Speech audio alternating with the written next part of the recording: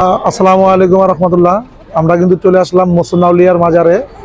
তো ইনশাল্লাহ ভিতরের যে সমস্ত জিনিসগুলো আছে আপনাদেরকে ঘুরে ঘুরে দেখাবো। মাজার শরীফ, তারপরে এখানে একটা পাথর আছে, যেই পাথরে করে মুহসিন আউলিয়া রহমতুল্লাহ আলাই বাংলাদেশে আসছে ইয়ামেন থেকে। তো ইনশাল্লাহ সবগুলো দেখানোর চেষ্টা করব। তো আমাদের সাথে থাকবেন, আমাদের ভিডিওগুলো দেখবেন, লাইক কমেন্ট শেয়ার করবেন। তো সবাই দেখতে থাকুন ইনশাল্লাহ। এটা হচ্ছে দ্বিতীয় গেট।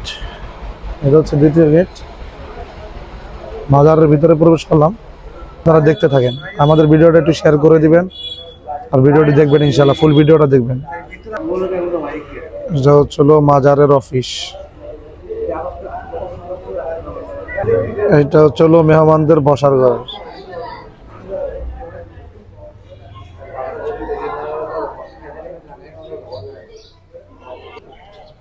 এটা হচ্ছিল মহিলাদের উজুখানা ও ওয়াশরুম ভিতরে।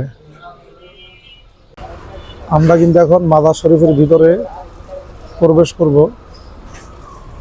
মাজার শরীফের ভিতরে কিন্তু একটা কুদরতি পাথর আছে, যেটা যা মুহসিন আউলিয়া রহমতুল্লাহ আলাই বাংলাদেশে আসছে।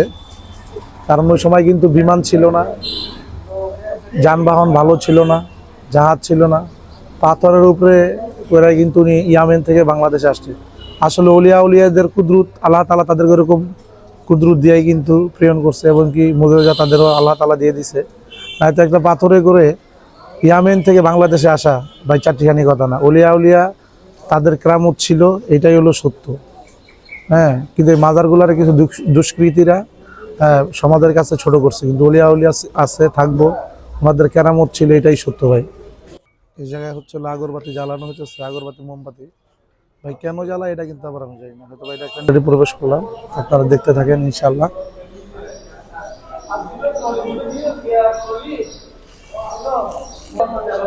এটা হচ্ছিল মাজার শরীফ মুহসিন আউলিয়া রহমতুল্লাহ আলাইহি।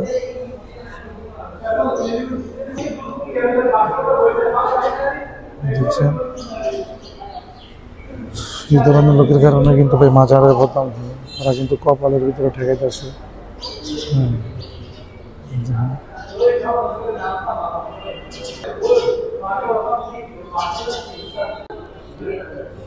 এইগুলো হচ্ছে মাজারের খাওয়ার পানি, আর এটা হচ্ছে সেরাগের তেল। এগুলো হচ্ছে তেল,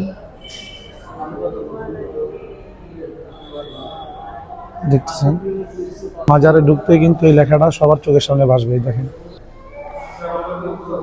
মাজারে ঢুকতে এই লেখাটা সবার চোখের সামনে ভাসবে, মাজারের সেজদা দেয়া হারাম। তারপরেও আমরা মাজারের দোষ দিই। উলিয়ার কেরামত সত্য, এটা কোনো সন্দেহ নাই।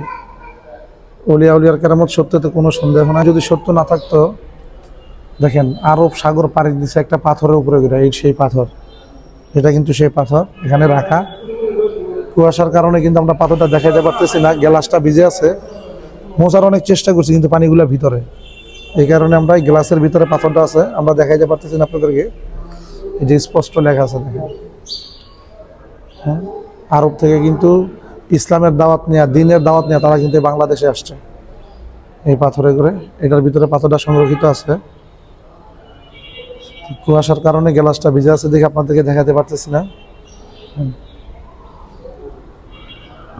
হচ্ছে মজার।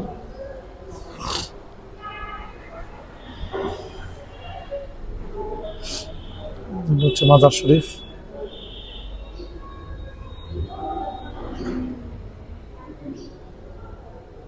আসলে আমরা অনেক চেষ্টা করছি এই পাথরটা আপনাদেরকে দেখানোর জন্য, কিন্তু এটার গামের কারণে পাথরটা এমনভাবে ভিজে আছে তা দেখানোই অসম্ভব। তো লেখাটা আপনাদেরকে দেখাচ্ছি, দেখেন লেখাটা দূরের থেকে যতটুকু দেখাতে পারছি। তো কখনো যদি পানি শুকায় ইনশাল্লাহ আবার যদি আসে, তো ইনশাল্লাহ আপনাদেরকে দেখাবো।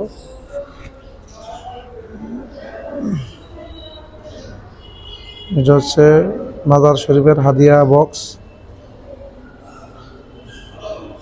হচ্ছে মহিলাদের প্রবেশ পথ, এটার ভিতরে মহিলারা থাকে, মহিলাদের প্রবেশ পথ।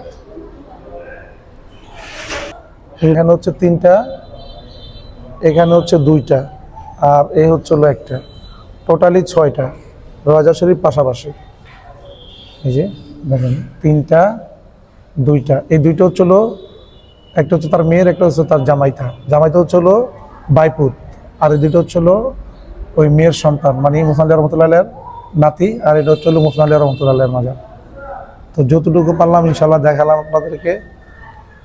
আর এখানে কিন্তু স্পষ্টভাবে লেখা আছে, যারা মাজার নিয়ে বিভ্রান্তিতে আছেন যে মাজার গেলে সেজদা দিতে হয়, দেখেন মাজার কর্তৃপক্ষ কিন্তু খুব সুন্দরভাবে লিখে দিছে, মাজারে আইসা আপনারা কেউ সেজদা দিবেন না। তারপরও ভাই আমরা মাজারের বদনাম করি। আসলে এখানে তো মাজার কর্তৃপক্ষ লিখাই দিতেছে। এখন আপনি যদি গুনার বাগি হন, এটা তো মাজার কর্তৃপক্ষের কোনো দায় না, ওনারা তো সব স্পষ্টভাবে লিখাই দিছে। তো ইনশাল্লাহ যতটুকু পারি ইনশাল্লাহ ঘুরে ঘুরে আপনাদেরকে দেখাবো।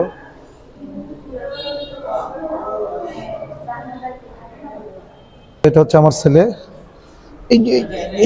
আমরা কিন্তু এখন বের হয়ে যাবো ইনশাল্লাহ। তো সবাই ভালো থাকবেন।